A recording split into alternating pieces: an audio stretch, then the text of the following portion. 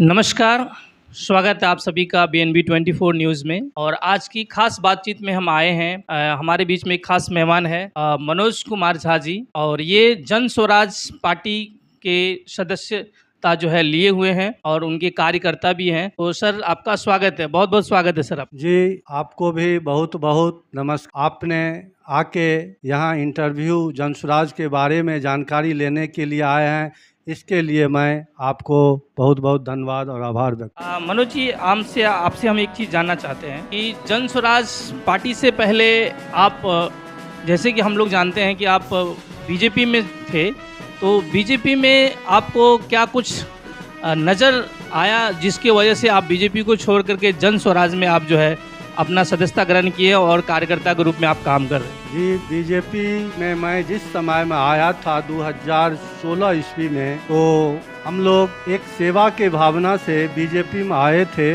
जो क्या मैं अपने क्षेत्र का सेवा कर सकूं और ये भारत माँ का भी सेवा कर सकूं। सेवा के भावना से हम बीजेपी ज्वाइन किए थे। बीजेपी बहुत बड़े पार्टी भी थे और उसमें बहुत महानुभाव भी थे, इसीलिए उसमें अटल बिहारी वाजपेयी, दीनदयाल उपाध्याय जी, मुरली मनोहर जोशी जी, श्यामा प्रसाद मुखर्जी जैसे महापुरुषों की पार्टी थी। इसीलिए मैं बीजेपी की सदस्यता ली और सदस्यता लेने के बाद एक सच्चा सिपाही बनकर जब तक भाजपा में था, भाजपा का झंडा उठाया और काम किया। क्या वजह रही कि जो आपने बीजेपी को छोड़ा और जन स्वराज में आपने जो है सदस्यता ग्रहण की और कार्यकर्ता के रूप में आप काम कर रहे हैं? जी, मैं बीजेपी को छोड़ा नहीं, मैं तंग आकर जब देखें जो क्षेत्र के जनताओं का काम, जो सांसद थे, जनप्रतिनिधि, विधायक थे, वे क्षेत्र से जब जीत के जाते थे, वो जीत के कभी वापस भी नहीं आते थे। अगर कुछ देना लेना तो बात की चीज है, क्षेत्र में जाके जहाँ भी देखिए विकास की मुद्दा कुछ नहीं हुआ है। मैंने सोचा जो जिस दल में मैं हूँ, जिस पार्टी में मैं हूँ, उसका सांसद और विधायक क्षेत्र के लिए कुछ सोचते ही नहीं है, तो मैं इस पार्टी में रहकर क्या करूं और इस पार्टी में रहने से मुझे क्या फ़ायदा होगा।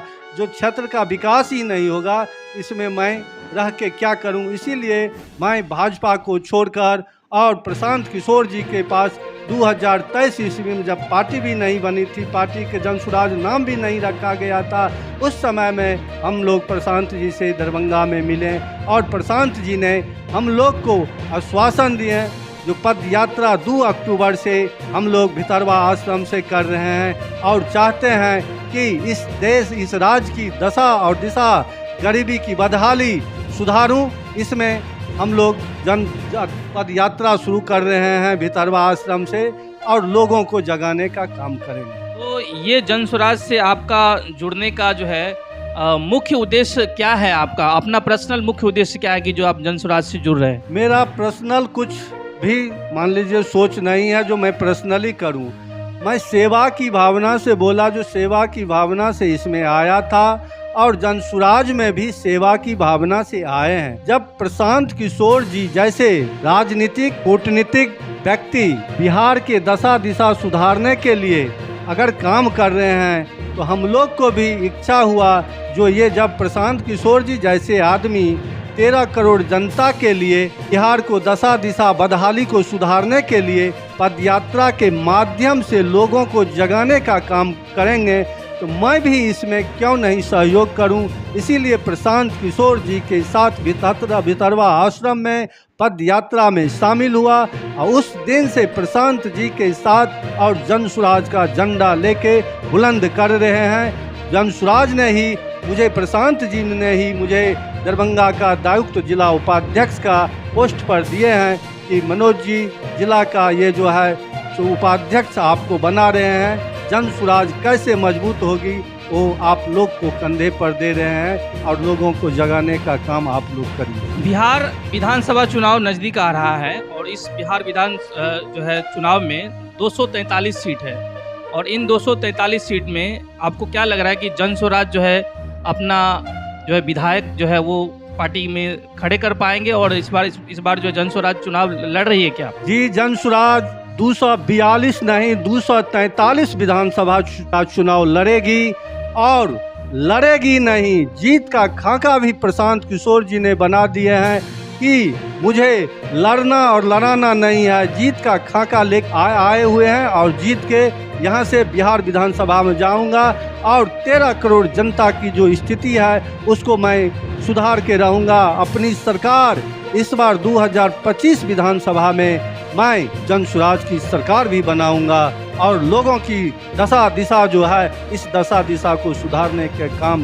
सिर्फ जन स्वराज ही कर सकती है। तो शिक्षा को लेकर के जो है प्रशांत किशोर जी का बहुत बड़ा जो है अपने आप में जो है उनका एक आंदोलन है एक रूप में। तो क्या आपकी सरकार जब बनेगी तो शिक्षा पर क्या कुछ काम होगा? बिहार को लेकर के सबसे ज़्यादा जो है शिक्षा पर सवाल उठता है। देखिए, प्रशांत किशोर जी का सोच ही है जब बिहार की शिक्षा व्यवस्था सुधर जाएगी। आप अपने बच्चे का मुंह देख के किसी को भी वोटिंग करिए, लेकिन अपने बच्चे का मुंह देख के जाइए, वोटिंग करिए। आपने जिस चीज़ के लिए वोटिंग किया है वो चीज़ आपको मिल रहा है। आपने 5 किलो अनाज के बदले 4 किलो अनाज मिल रहा है, इसके लिए वोटिंग किया है। राम मंदिर मुद्दा के लिए वोटिंग किया है, वो मिल रहा है। जात पात का वोटिंग किया है, वो भी आपको मिल रहा है। लेकिन आपने कभी अपने बच्चे के शिक्षा के लिए वोट किया है? ये चीज़ बार बार उन्होंने हर एक सभा में उठाते हैं। जब बिहार की शिक्षा की व्यवस्था सुदृढ़ होगी तो ऑलरेडी हमारा बिहार जो है नए बिहार की कल्पना का संकल्प पूरा होगा।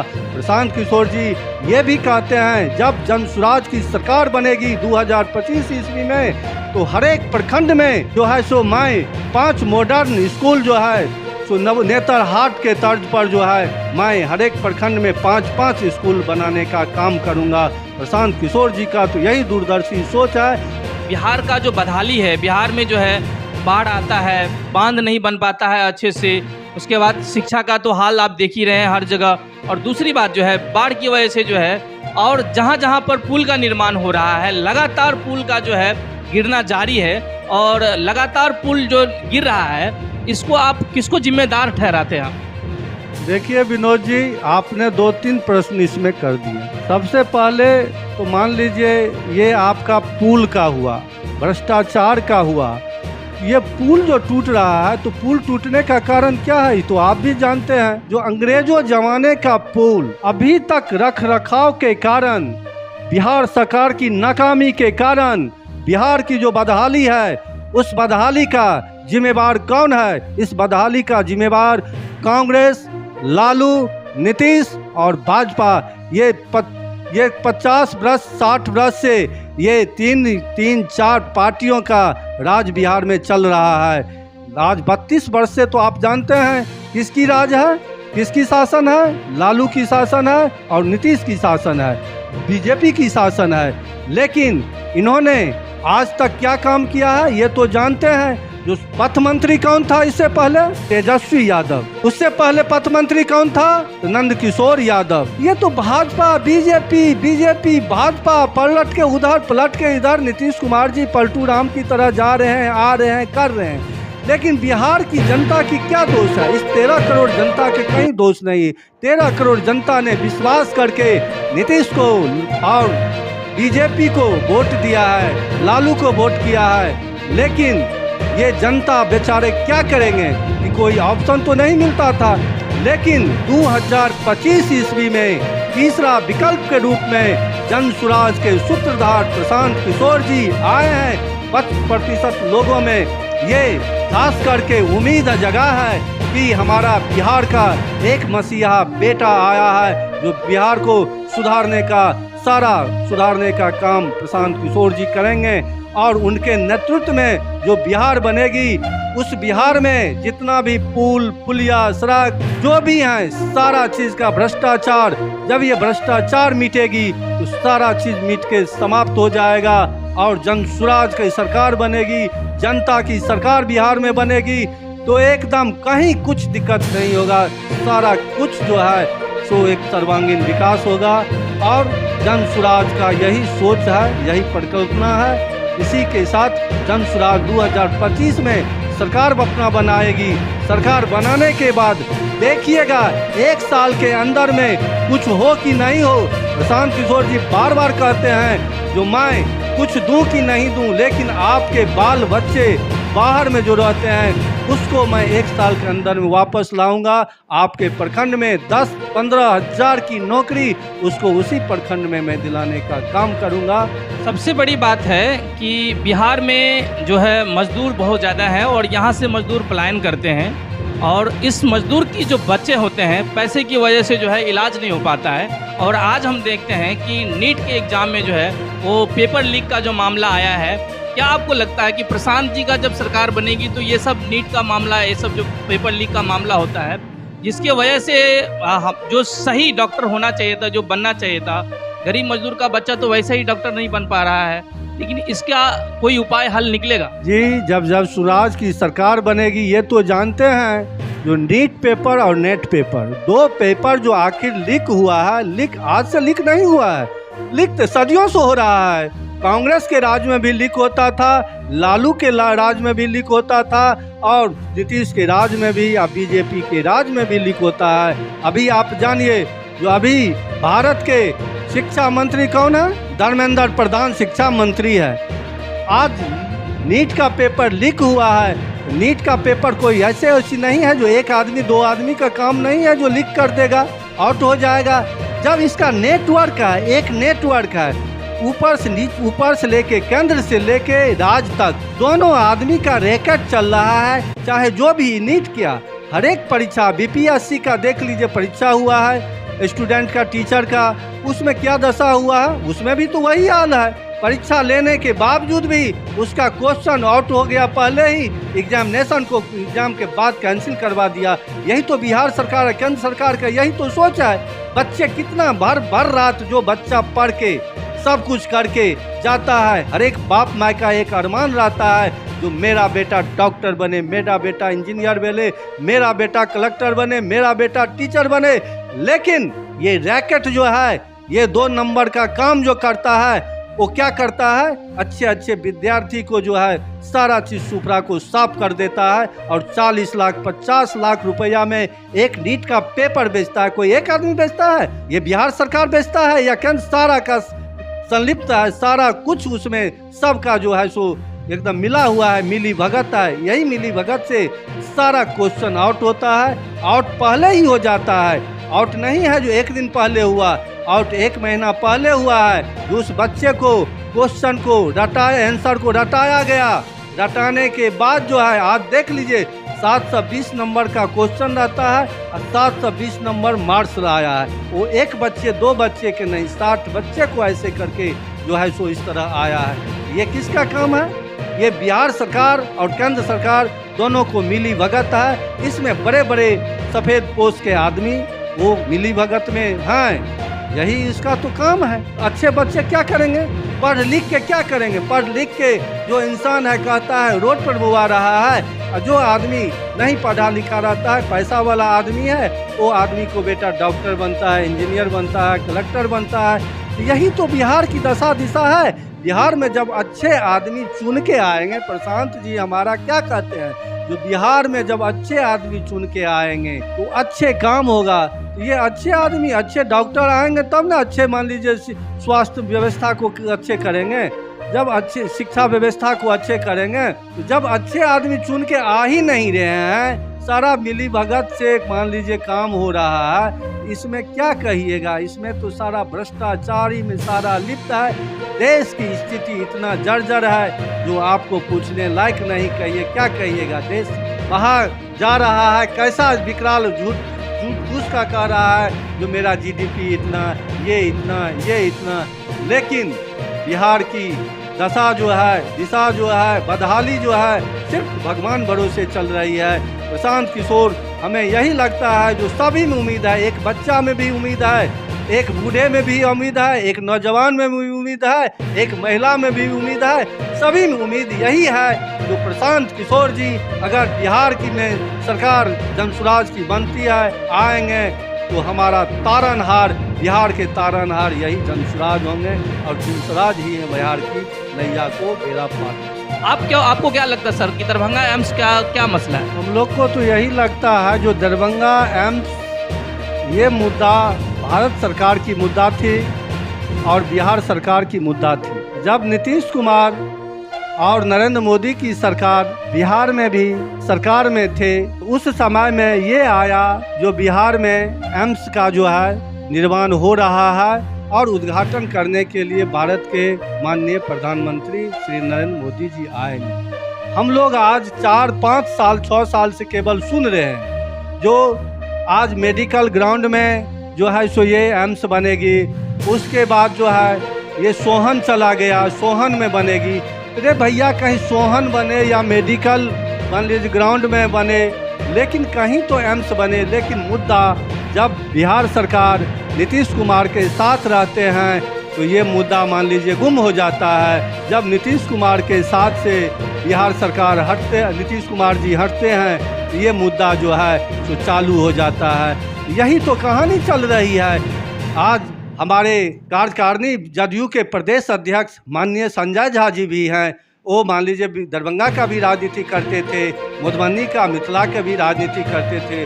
सब उनको बोलता था तो मान लीजिए ये मिथिला का विकास पुरुष, ये मिथिला का विकास पुरुष कहाँ गया। एक ठाकुर जी हैं एमपी हमारे दरभंगा जिला के, वो कहते हैं जो मैं तारनहार हूँ, मैं भी विकास पुरुष हैं। तो मैं दोनों महानुभाव विकास पुरुष से यही पूछना चाहता हूँ तो भैया अभी किसकी सरकार है। जो बीत गया बीते को विसारिए, आगे की सुध लीजिए।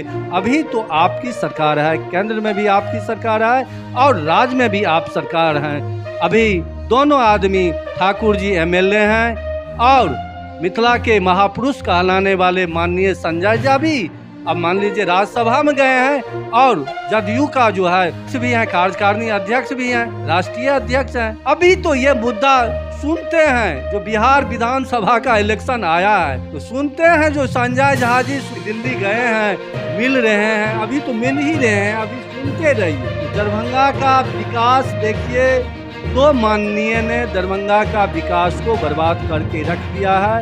एक माननीय सांसद गोपाल ठाकुर जी और एक राज्यसभा सांसद माननीय संजय जी, ये दोनों दरभंगा के कायाकल्प को बर्बाद करके जितने भी डॉक्टर हैं, जो डॉक्टर शोषित कर रहा है, शोषण कर रहा है। आखिर किसके बल पर शोषण कर रहा है डॉक्टर? जब तक कोई संरक्षण नहीं देता है तब तक शोषण करेगा। शोषण वैसे नहीं होता है। तो मान लीजिए हम अगर 100 रुपया कमाते हैं, 50 रुपया हमसे कोई फंडिंग ले लेता है। कहने वाला कोई नहीं है, जनता को कौन सुनेगा। एक पदाधिकारी के नजदीक जाइए, इतना भ्रष्टाचारी है, कहता है जब एमएलए एमपी कहता है मेरा नहीं सुनता है, ये आम जनता का क्या सुनेगा। इतना चरम पर सब कुछ है। ये एम्स की मुद्दा, हम तो ये कहते हैं एम्स की मुद्दा 2025 का इलेक्शन आया है, अभी सुनते रहिए। हम लोग जब मर जाएंगे, एक मेरा पुरखा बीत जाएगा, तब आने वाले समय में एम्स सरकार की दृढ़ इच्छा शक्ति होनी चाहिए बनाने के लिए। अगर सरकार की दृढ़ इच्छा शक्ति रहेगी तो एम्स क्या 72 एम्स खड़ा करके रख सकता है। लेकिन ये तो जनता को ठगने का काम करता है, दोनों केंद्र और राज्य इसमें दोनों संलिप्त है। इसमें क्या कहिएगा, किसको कहिएगा, कौन सुनने वाला है। अभी तो दोनों सरकार में है ना, दोनों एक है।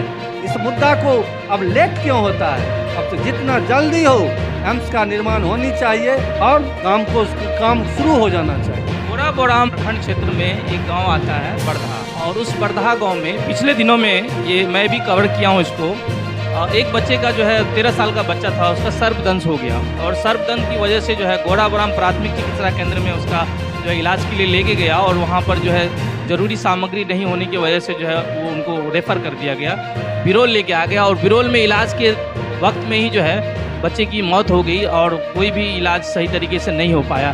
छोटे छोटे बच्चे का भी मौत हो जाता है। हॉस्पिटल की क्या लापरवाही, इस पर कुछ काम हो पाएगा आने वाले वक्त में? देखिए इसमें बोले न जो व्यवस्था, प्रशांत किशोर जी बार बार बोलते हैं जब तक सरकार बदलना कोई ठीक नहीं है, व्यवस्था परिवर्तन जब तक नहीं होगा तब तक बिहार की दशा दिशा नहीं सुधरेगी। ये व्यवस्था परिवर्तन मैं कहता हूँ, जो आप कहते हैं हर एक प्राथमिक स्वास्थ्य केंद्र में कुछ नहीं है। एक पीएचसी जाइए उसमें कुछ नहीं मिलेगा। प्राथमिक स्वास्थ्य केंद्र में अभी मान लीजिए बाढ़ की समय आया, बरसात की समय आया, हर एक प्राथमिक स्वास्थ्य केंद्र में किसका काम है? यहाँ का जनप्रतिनिधि के काम है।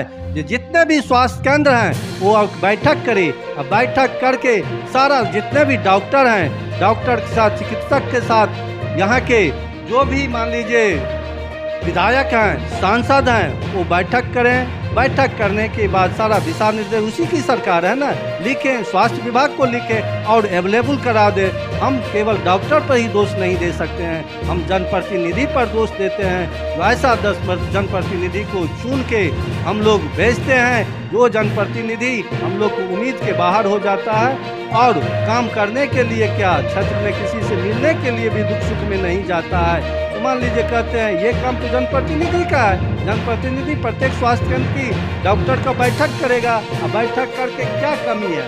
नहीं कमी है, सारा कमी तो देखेंगे और लिख के भेजेंगे, अपने स्वास्थ्य विभाग को भेजेंगे और स्वास्थ्य विभाग से डायरेक्ट आएगा, प्राथमिक स्वास्थ्य केंद्र में आएगा, प्राथमिक स्वास्थ्य में आएंगे, मॉनिटरिंग करेगा, एक मॉनिटरिंग कमेटी बनाए। हर एक पंचायत की एक मॉनिटरिंग कमेटी होनी चाहिए, प्रखंड की मॉनिटरिंग कमेटी होनी चाहिए और उस मॉनिटरिंग कमेटी में मान लीजिए हर एक तरह का आदमी रहेगा और काम करेगा, स्वास्थ्य पर काम करेगा। जो भी मान लीजिए हर एक गरीब तबका को आज मान लीजिए स्वास्थ्य में ही अच्छा व्यवस्था मिल रहा है, शिक्षा तो दूर की चीज़ है, स्वास्थ्य व्यवस्था भी नहीं मिल रहा है। लोग ज़मीन बेच के अगर एक सर्पदंश हो गया, ज़मीन बेच के 25-50 हज़ार रुपया प्राइवेट में जाके सुई दिलाते हैं और काम करते हैं। यही तो दशा दिशा बिहार की है, क्षेत्र की है, हर एक प्राथमिक स्वास्थ्य केंद्र की है। मान लीजिए इसमें एक डॉक्टर दोषी नहीं है, इसमें सारा जो है जो बिहार सरकार दोषी है, उनके जनप्रतिनिधि दोषी हैं, सरकार में जो भी शामिल हैं वो दोषी। तो आपको क्या लग रहा है कि ये जन स्वराज जन जन को जागृत कर पाएगी बिहार में? जन स्वराज का मकसद ही है, इसका मान लीजिए परिभाषा ही है, जन मीन्स जनता और स्वराज मीन्स राज, जनता का सुंदर राज, यही जन स्वराज का परिकल्पना है। सही सोच, सही लोग और सामूहिक विकास। सामूहिक जब ये मान लीजिए रहेगा, सबका प्रयास रहेगा, तो सामूहिक प्रयास से ही मान लीजिए हम लोकतंत्र को मजबूत कर सकते हैं। लोकतंत्र को मजबूत करेंगे तो तब मेरा क्या होगा, ये गरीबी अमीरी की जो भेदभाव है ये दूर होगी। जब तक गरीबी और अमीरी की भेदभाव दूर नहीं होगी, तो जन स्वराज का यही मकसद है, जो आप अपनी गरीबी शिक्षा के माध्यम से ही दूर कर सकते हैं। आपके बच्चे को अच्छे शिक्षा मिलेगा तो आप ये गरीबी से निकल के एक अच्छे इंसान बन सकते हैं। आप एक अच्छे इंसान बनेंगे तो एक अच्छे लोकतंत्र मजबूत होगा, एक अच्छे लोकतंत्र मजबूत होगा तो मेरा समाज मजबूत होगा, मेरा समाज मजबूत होगा तो मेरा राज मजबूत होगा, और मेरा राज मजबूत होगा तो मेरा देश मजबूत होगा। ऑलरेडी लोकतंत्र मजबूत होते जाएंगे और विकास की गंगा बहेगी। जन स्वराज जो है जिसका निर्माण प्रशांत किशोर जी के द्वारा किया गया और ये बिहार के लाल हैं, बिहार भूमि के पुत्र हैं। तो अब ऐसे जो है राजनेता जब आएंगे प्रशांत किशोर के जैसे, तो आपको क्या लग रहा है कि भारत का जो है दिशा दशा बदलेगी और भारत का भविष्य कुछ और हो सकता है, जिसकी वजह से आज हम देख रहे हैं कि गरीब मजदूर बिहार छोड़ के जो है बाहर प्लान कर रहे हैं और बिहार में रोज़गार नहीं है, बिहार में कोई फैक्ट्री नहीं है, बिहार में कुछ भी नहीं हो पा रहा है जिसकी वजह से कुछ रोज़गार मिल पाए।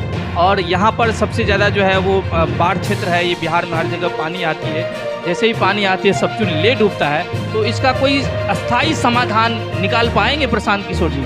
ये आपने बोला जो मान लीजिए ये प्लान है, बेरोजगारी है, ये चीज़ है। सबसे पहले तो मैं प्लान और बेरोजगारी पर आपको बताना चाहता हूँ। ये जन स्वराज के सूत्रधार प्रशांत किशोर जी का यही संकल्प और सपना है कि मैं बिहार को एक भारत के 10 अग्रणी राज्य में बिहार को भी नंबर चुनूं। इसके लिए जब बिहार से बाहर जितने भी बिहार के हमारे मजदूर भाई जितने भी काम करने के लिए गए हैं, वो तो वापस बिहार जन स्वराज जब बनेगी तो आएंगे ही।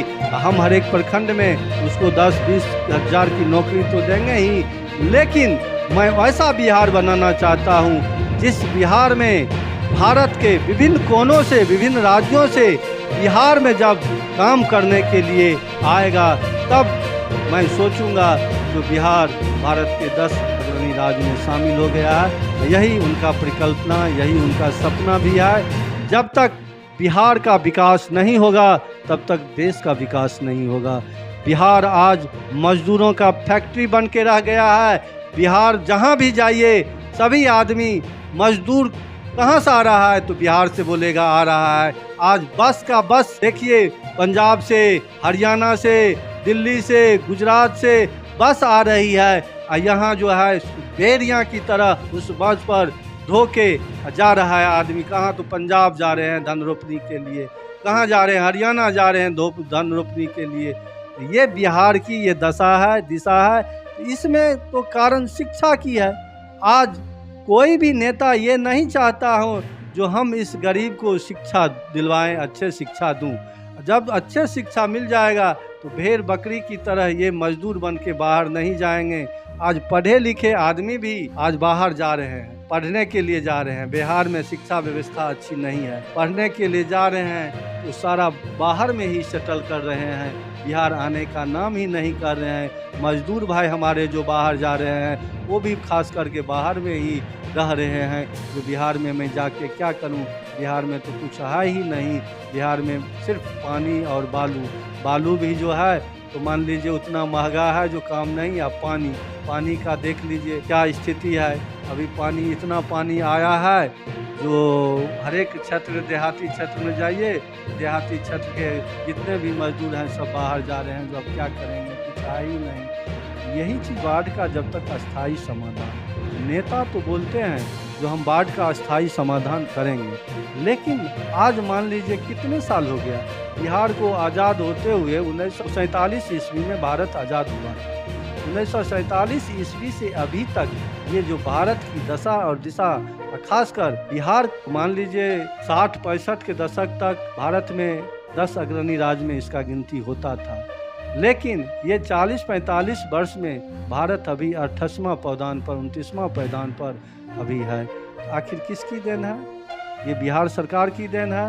जो बिहार सरकार आज यहाँ के आदमी को मजदूर का फैक्ट्री बना दिया है और मजदूर का फैक्ट्री बना के सिर्फ सप्लाई करवा रहा है और बेवकूफ़ यहाँ के लोगों को बना के और सिर्फ अपना शासन और सुशासन चला रहा है। यही भारत सरकार, बिहार सरकार की यही काम है। भारत सरकार का भी यही काम है। आज गुजरात चले जाइए आप, गुजरात में नरेंद्र मोदी 1 लाख करोड़ का बुलेट ट्रेन चला रहा है, लेकिन बिहार के लोग भेड़ बकरी की तरह देख लीजिए ठूस ठूस के, लेटरिन वाला डिब्बा में भी ठूस ठूस के आ रहा है। आज मान लीजिए कोई बूढ़ा और बूढ़ी, उसका माँ और पिता अगर मर जाएगा तो उसको टिकट नहीं मिलता है, टिकट 1 महीना वेटिंग में रहता है। तो आखिर क्या होगा?